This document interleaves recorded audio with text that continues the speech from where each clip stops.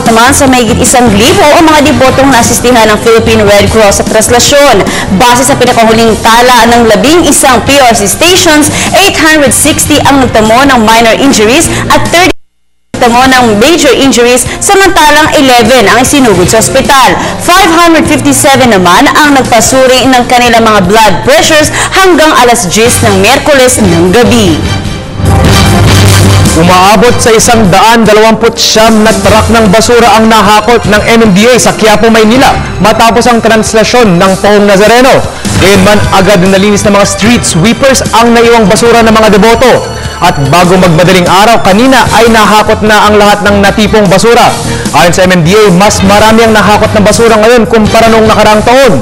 Ito ay dahil sa kabila ng panawagan ng mga kinaukulang ahensya na iwasang magkalat ng basura sa rutang daraanan ng prosesyon. Ito umano ay dahil mas marami ang mga debotong nakiisa ngayon sa prosesyon kumpara sa mga nakaraang taon.